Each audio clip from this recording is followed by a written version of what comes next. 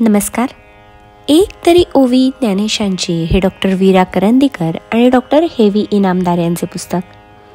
आकाशवाणीवर झालेल्या कार्यक्रमाच्या या पुस्तक आवृत्तीचे आपण क्रमशः वाचन करीत आहोत. आजचा भाग, जैसी कमळकळिका जालेपणे हृदयीची या मकरंदाते राखून येणे, दे राया रंका पारणे आमोदाचे. ज्ञानेश्वरीतील अध्याय 10, ओवी क्रमांक 127. गीतेच्या 10व्या अध्यायातील 9वा श्लोक ज्ञानी भक्तांचे वेगळेपण स्पष्ट करणार आहे. अशा भक्तांना सर्व प्राणीमात्रांच्या ठिकाणी ऐक्याचा अनुभव येतो. भगवंताचे हे भक्त एकमेकांना भेटले म्हणजे देहभान विसरून जातात. त्यांच्या आनंदाला सीमा राहत नाही. पूर्ण उमललेली कमळाची कळी आपला सुगंध दाबून ठेवू शकत नाही.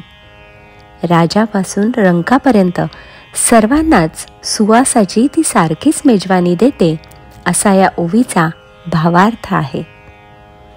भक्तांच्या मनातला समतेचा भाव व्यक्त करण्यासाठी ज्ञानेश्वरांनी उमललेल्या कळीचा हा दृष्टांत दिला आहे. अधिकारी भक्तांच्या हृदयात ब्रह्मानंद भरून राहिलेला असतो. स्वतःला लाभलेला आनंदाचा ठेवा ते सर्वांना वाटत सुटतात. भगवंताचं गुणगान करताना त्यांचं जीवभाव आणि देहभाव हे दोन्हीही हरपतात. नामस्मरणाच्या आनंदात ते दंग होऊन जातात. ईश्वर प्राप्तीचं पूर्ण सुख त्यांनी आपलंसं करून घेतलेलं असतं. भक्ती मार्गानं लाभणारं सुख केवढं अनावर असतं हे सांगण्यासाठी ज्ञानेश्वरांनी इथं दिलेला कळीचा दाखला अतिशय समर्पक आहे. उमललेल्या कळीला आपल्या अंतरीचा गंध कोंडून ठेवता येत नाही. तो सुगंध ती सर्वांना देत सुटते. भक्तांचाही प्रकार असाच असतो. अंतःकरणात उचंबळून आलेला आत्मानंद त्यांना दाबून ठेवता येत नाही. त्यांचे अष्टसात्विक भाव दाटून येतात. त्या परमानंदात ते सर्वांनाच आपलेसे करून घेतात.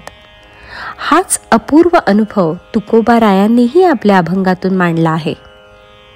सेवितो हा रस वाटितो आणिका, असं म्हणून यारे यारे अवघे जन, अशा शब्दात तुकोबांनी सर्वांनाच पाचारण केलं आहे.